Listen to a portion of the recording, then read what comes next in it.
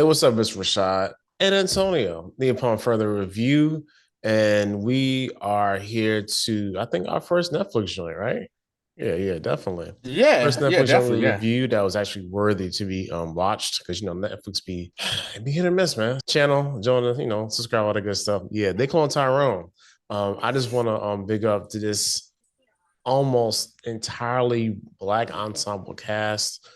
And Hmm. shout out Jamie Foxx, man. I'm glad he's doing better. John Boyega was in this joint, man, and Hmm. I'm very happy to see him. I know he loved black people too, so he knows Yeah, he be down to some black stuff because he was in Detroit, which was a very yeah. black film as well. Very black film, yes. And yeah, man. So, but this one right here, okay. When I finished watching this struck me as three concepts in one. All Okay, right. First, it was a little bit of Groundhog Day, the movie. It okay. was also a bit of allegory for just black people in America.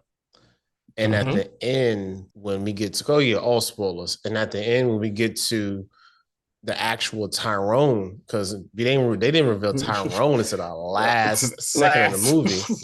Last. It felt like Westworld. Okay. You know what I'm saying? Because the Hmm. second season of Westworld, where we go out to the other parks and the Shogun World, and there's like 18 like 1900s 19th century India and all that stuff. So Okay. there's all the different parks in it. And when they was mentioning the movie, how yeah, we doing this in New York, Chicago, and LA, like Atlanta was just the first place. So, and Right. you also see how it was basically the same pattern, just different places. Was like, oh, this feels really like Westworld to me. So it was a good combination of a lot of different concepts that it made into actually like a pretty cohesive story. Yeah. For me, kind of the same thing. I I picked up the blaxploitation of it for the movies in the 70s. Definitely. Definitely picked up that. I also picked up, the how should I say, not really horror, but suspense. You know what I'm saying? Suspense Like of thriller almost. thriller of the movie. And also too, I just loved how the movie played on black stereotypes, black tropes, and black conspiracy theories. Because I Yeah. had to make sure when I saw the movie, I was watching this, I was like, yo, I gotta make sure this ain't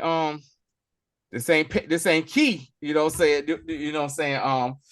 Doing it, man, because this is very got it. His name slipping my mind. You know it. Jordan Say it Peele. for me.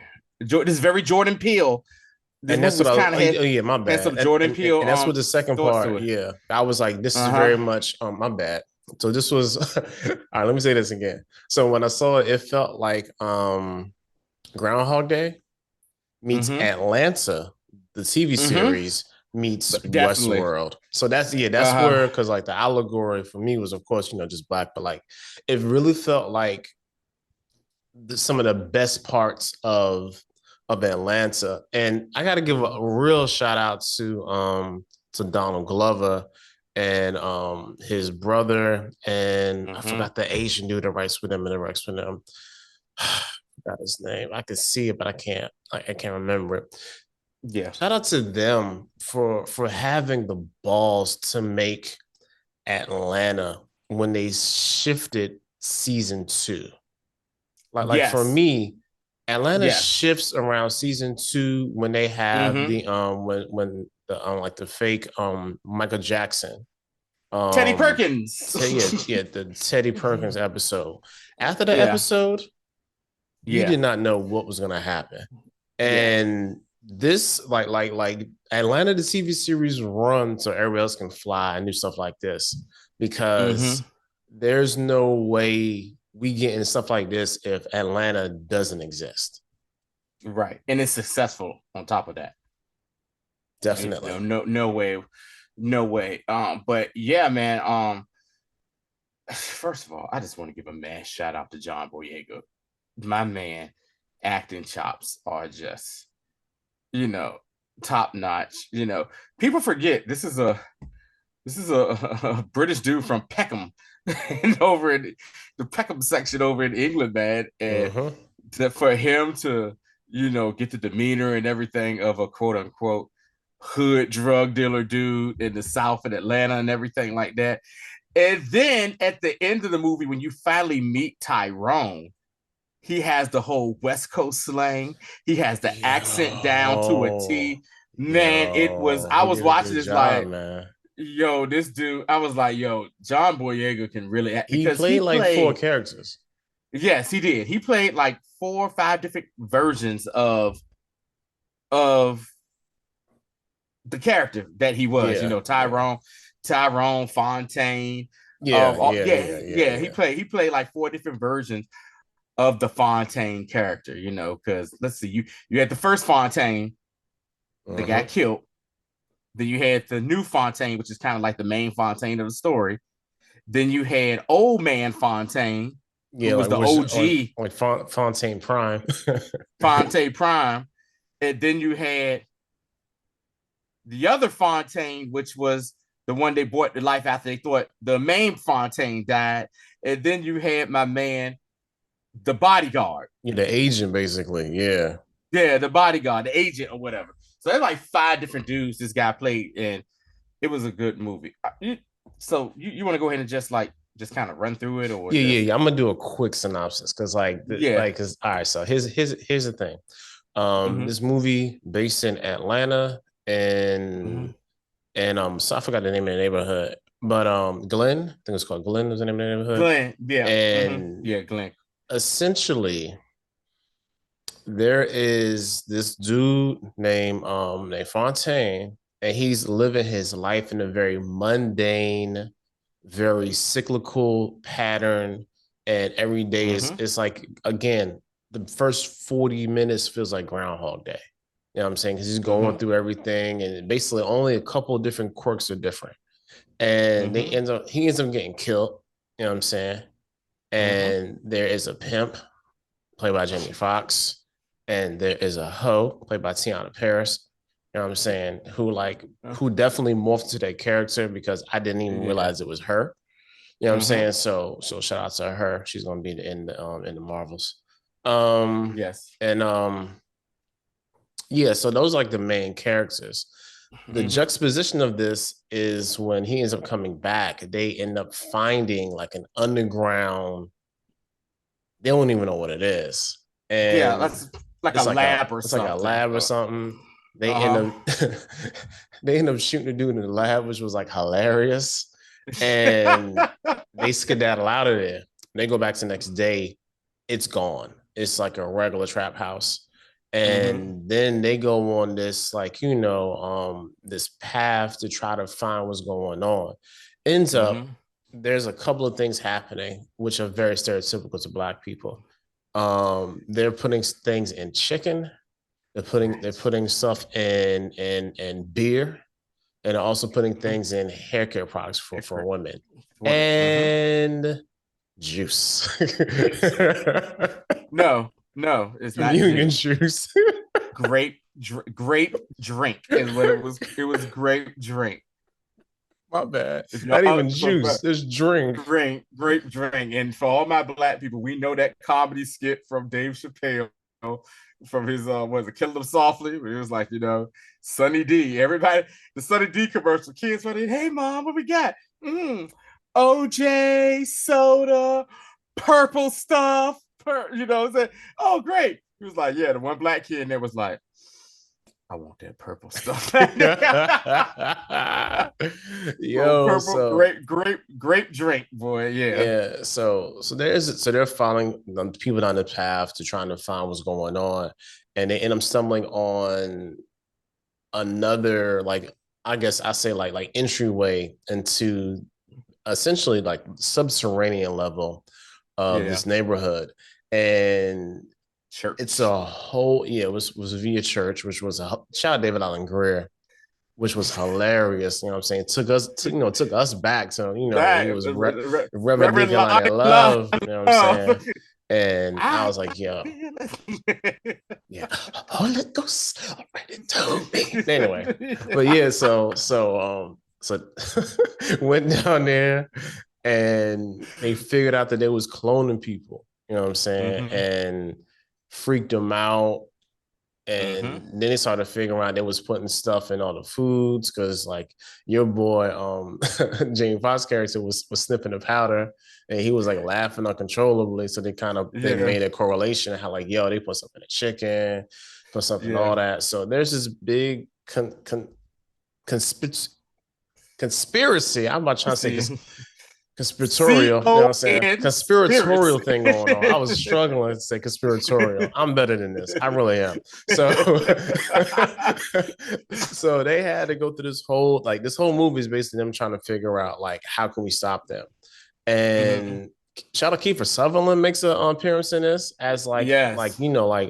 as essentially the man, which is Right. hilarious to me. And he even Right. said, I'm not the man. He told them that he's not the Until, man. I'm yeah. just a man who comes to cleans up the mess. So that was real funny Yeah. in of itself too.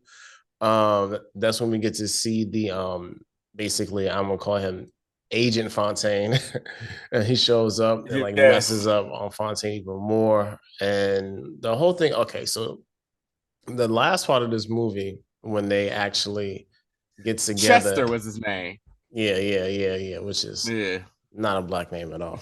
When At they go all. to defeat the people, on the ground, it's a real funny culminating trope that I love is when Mm-hmm. everybody rallies around. And that scene when they got all the Atlanta dudes to come together and go down there Mm-hmm.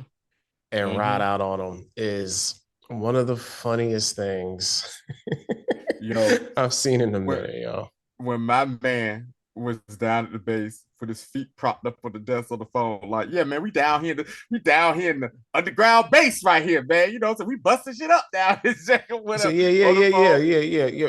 Yeah, bring them girls down here too. You know what Yeah, I'm saying? bring the Like, girls down here it's like, too. what are you talking about, yo? What?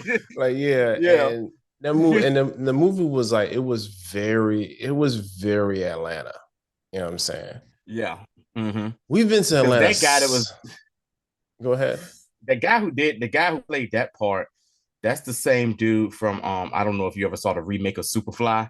The remake of Superfly, he was the dude that was like shooting dice with Lil Man in the beginning. That became like his right hand man at the end of the Oh, yeah, kind of at the yeah, end of the yeah. movie or whatever. But Yeah, yeah, you're right. it's It very was Atlanta. very You know what I'm saying? Like, uh-huh. and I'll just be honest, like Atlanta as a city has never rubbed me the right way. Like No I've been in disrespect to our viewers from Atlanta. nah, like I respect the culture there, but like, man, like y'all are different type of black people, man. Like, I love y'all, but Yeah, man. y'all aggressive, boy. Y'all are some aggressive folks all the time. And the movie showed that too. Like even the like even the way that they had to really make up the plan to say, hey, like we Yeah, need everybody to come with together. You know what I'm with saying? Isaac and the Yeah, dude. well, Yeah. yeah. They really had to come up and make a plan because he's like, look, yo, they might have been in the beauty parlor slash barbershop. That scene was hilarious. He said, yo, you should have holes on in you. They call that man Lazarus. You know what He I'm said, saying? yeah. Like, All right, Lazarus, you should have holes all up in you. He said, but we can make that happen again, baby. I was like, yo. And the fact they had a standoff in the dang go like barbershop hair salon type J. And the chick was like, hey, she's like, Fontaine, outside. Isaac, take that outside. It was like, and then like, Tiana was like, hey man, just let's go. Like, no, I'm standing my ground, cuz. So they sitting there just having a basically a penis measuring contest just to see who's the baddest or whatever. And she was like, Fontaine, what are you doing? We got bigger things to worry about. He was like, it's just a matter of principle and respect. Come on, bro. Yeah, and once again, like we always say, black women coming to say today. You know what I'm saying? So that's Yeah. that's for real. So this okay, all right. So that's basically the movie. You know what I'm saying in a nutshell. If Mm-hmm. you haven't seen it, you should really go watch it. It's really good. Yeah. I even got Keisha to watch it, but she was on come, but Really? she ain't feeling well today. But yeah, she Okay. liked it too. So Okay. So yeah, let's just talk about some of the actual, like some of the themes and some of the we kind of overtones we touched on earlier when it Mm-hmm. comes to just like some of the in between the lines stuff this movie was trying to say. Okay. Yeah. So one thing they said was that they got this in different cities all over the country. The major cities or whatever. And Kiefer Sutherland's character, who worked for, I guess, the corporation or the man or whatever, who's trying to make this happen, basically explained like, hey, it ain't nothing to kill y'all. He says, because we got clones of y'all down there, or whatever. He says, because and he was like, so what you trying to say? We some type of guinea pig project? He was like, yeah, we're trying to keep order here, and they're trying to make it a way where they wipe out black people or whatever. And he said that to do that, there's always three things in the black community: drug dealer, which was Fontaine, John Boyega's character; a pimp, which was Jamie Foxx's character; and the hoe, which was Tiana Paris. He says that's the thing right there, and it was like, yo, that's how it works. That's how we're gonna control y'all, along with other stuff. And he says, yeah, we've had some success with things because you notice at the different bases, the first base, and that even at the chicken spot, it was like a white dude with an afro who was kind of like, they said, yeah, they were like some of our first, incarnations of doing it, but they're idiots. Saying they're not really, said they're not really, say they're great.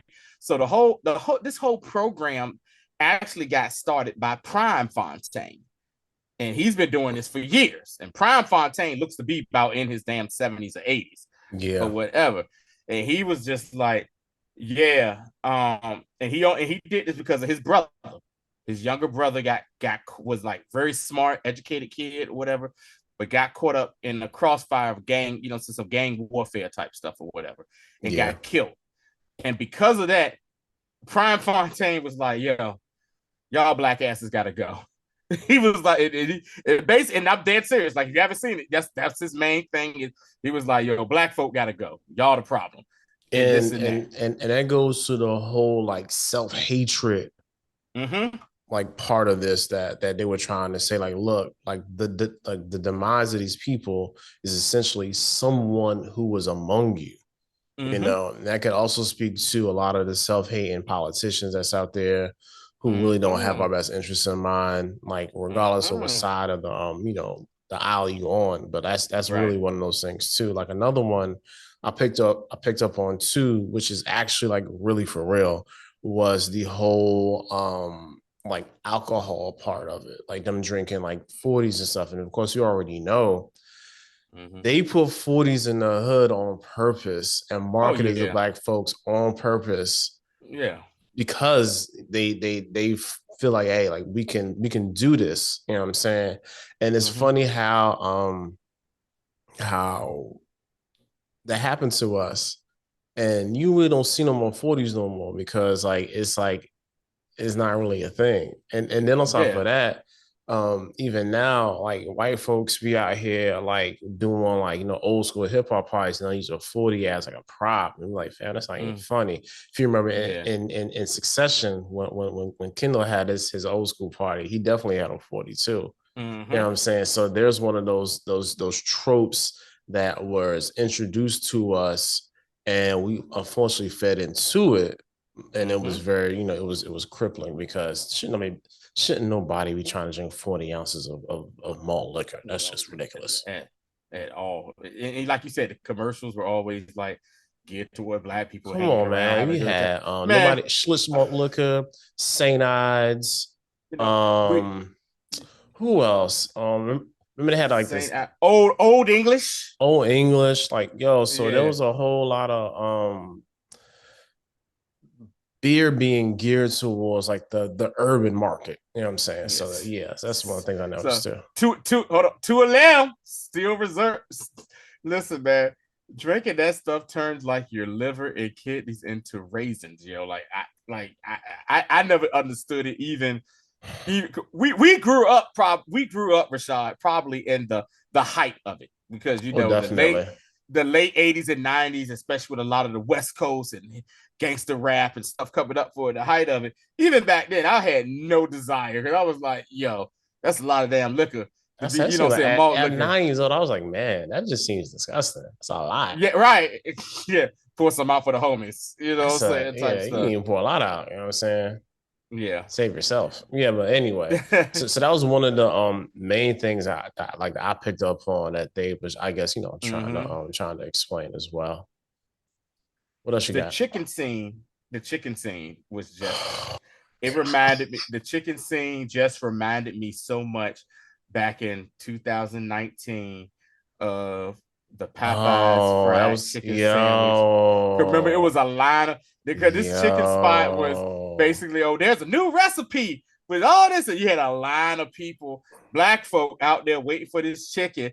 And That was 2019 and 2020, yo. the 20, right, 2019 to 2002. So here's a quick funny story about the Popeyes chicken craze real quick. So that's like my second year living up here in the DMV area. Yeah. And I didn't really know anything about the Popeyes chicken sandwich. I swear I didn't know anything about it. And I just happened to go to Popeyes chicken. And I was like, oh, they got a chicken sandwich now or whatever. So I got a chicken sandwich.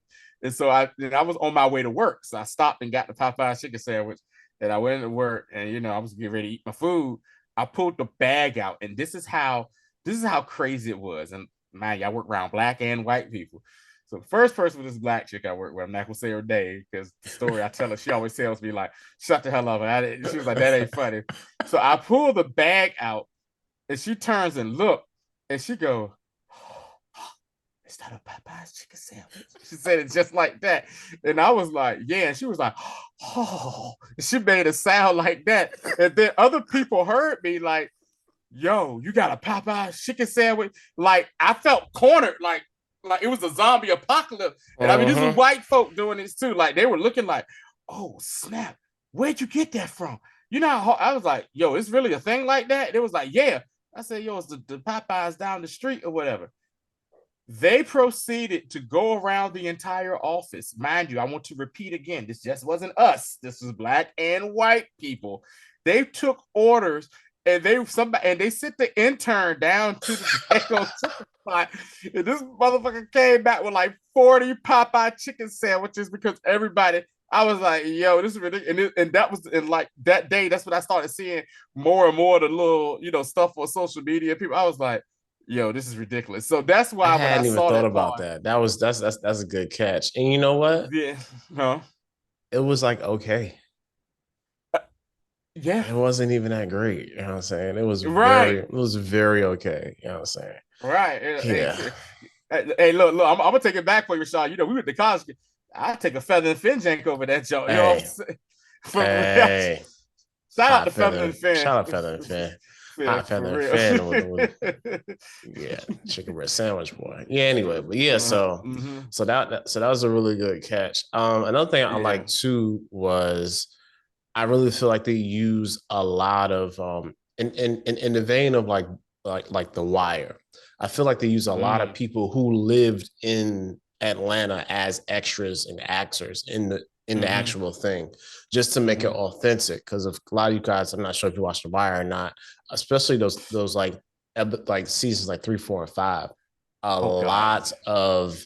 Baltimore people were Uh-huh. cast just to make it even more authentic. You know what I'm saying? Yeah. So yes, I feel Yeah. like they really did a good job of utilizing some of that homegrown talent.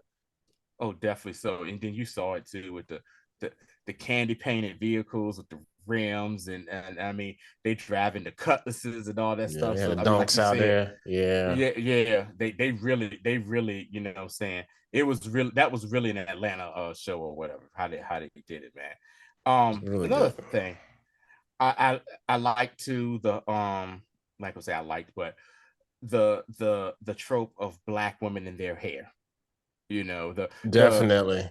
the mind control, because we all know this, the term, especially in the black community, the term is known as creamy crack. The creamy You crack. know, so like, oh, when the women get their relaxers, oh girl, like, I got to get that creamy crack or whatever. And I just, once again, like you said, black women coming to save the day. In the movie, when they caught Tiana Paris's character, and they was like, "Yep, we about to brainwash her back to normal and stuff like that." and they tied her down and they put the little creamy crack stuff in her hair.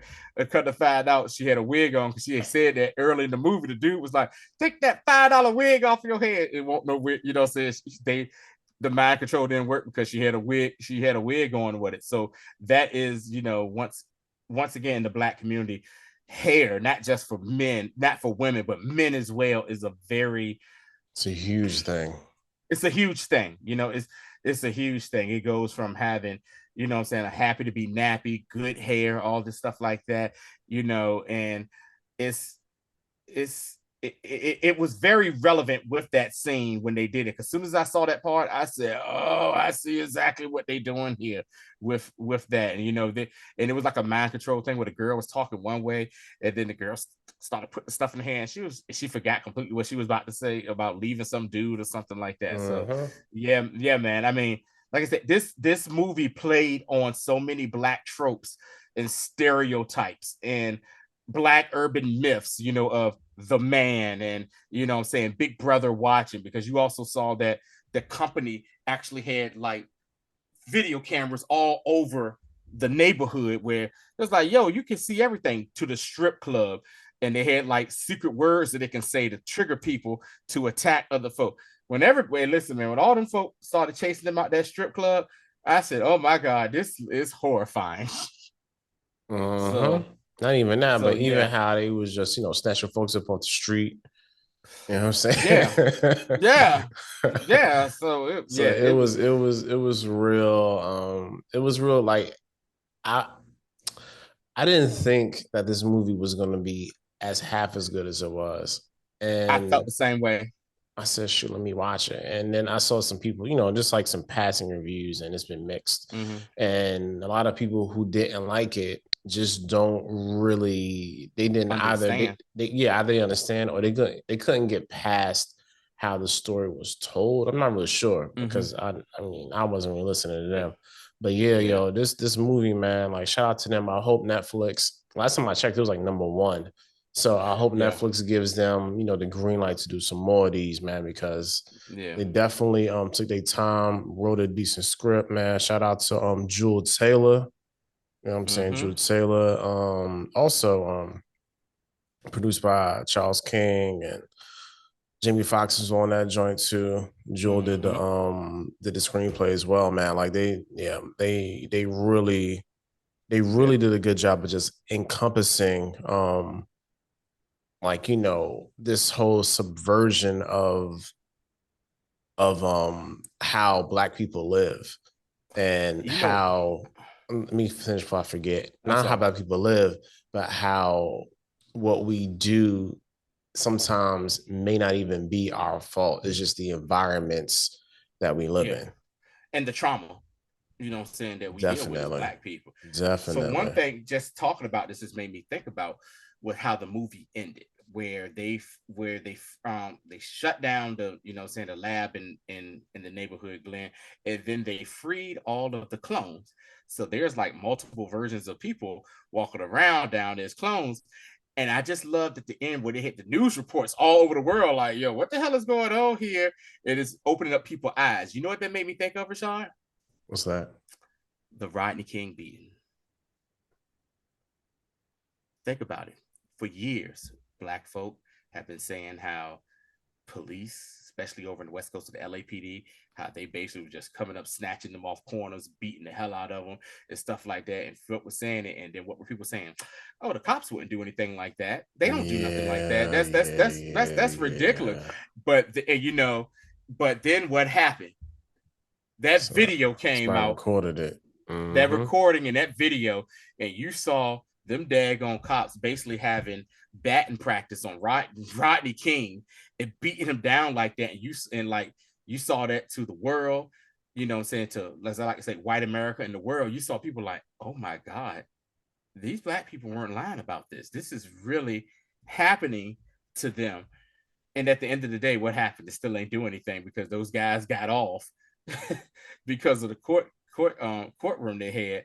But that's what the LA riots and everything came up. So that's what it made me remind me of like people finally waking up, seeing that yo, black people aren't just making this stuff up that's happening to them. Nah, and Not. even like to add to that, the fact that Mm-hmm. how long it was going on, and like the Right. genesis of that was essentially they were recruiting white people from the South in like the 60s and like 50s and Mm-hmm. 60s and taking them to LA. It's like, yo, we want y'all Mm-hmm. to police these communities. And then over time, the Mm-hmm. communities wasn't policing the community. It was just people who was not from the area policing the communities, Mm-hmm. which is a major issue with policing Mm-hmm. because there was at one point you had to be of the same town in order to be police in that town. So Yep. you have a vested interest in the town that you live in. But yeah. Right. Also, shout out to the soundtrack. Like the soundtrack was Fire. Fire. spot on, yo. Like Fire. yeah, soundtrack was spot on, man, and the Yeah. music and the actual just like the music, like the score was really well done too, man. Like it really fit, man. Like this, if we can just say like this was a modern blaxploitation film, then I'll be Mm-hmm. happy saying that, Yeah. and I definitely agree, man. This is definitely something that you should definitely go if you haven't watched it. You hear by now, thank you, I guess, but definitely go see it if you Yeah. haven't, and shout them out on social or whatever because they did a really good job, man. But yeah, Yeah. see anything else? No, man. I mean, that's pretty much it, man. Like I said, great movie. Great movie. Please, I'm saying watch it. I mean, the word of mouth is real for it because, like I said, Mm-hmm. it's becoming number one on Netflix, and you know how we are as a people, especially black people. We will, I'm saying, if you're doing something, it's a bunch of us in it. We will support it, and we will recommend it if it's good. You know what I mean? And it's starting to grow. Because as soon as I finished watching it, I went right on social media and was like, "Yo, who cloned Tyrone? Fire!" And I also love too that you don't actually see the title of the movie until the very end. I always love that in certain movies or whatever. The movie just comes on, does its thing, and then at the very end, that's when you see the Uh-huh. title. Who And then cloned Tyrone? shout out Erica Badu for remixing her titular Yeah, song on Tyrone. You know what I'm yeah, yeah, saying? yeah. Shout out, and she got to meet her little crush on John Boyega when she was in concert down in Atlanta. So yeah, Good that was times, cool man. too. Good times. Yeah, But yeah, that's all we got today. We'll be back yeah, Wednesday with I mean, like enjoyable yeah. rewatch. Getting ready for Ahsoka. We have season 2 of Rebels. And Mm-hmm. yeah, we're gonna talk about that, man. A whole lot of stuff happened season 2. Whole lot of stuff. Yeah, But yeah. yeah. We'll see you on Wednesday, man. Until next time. Peace out, everybody.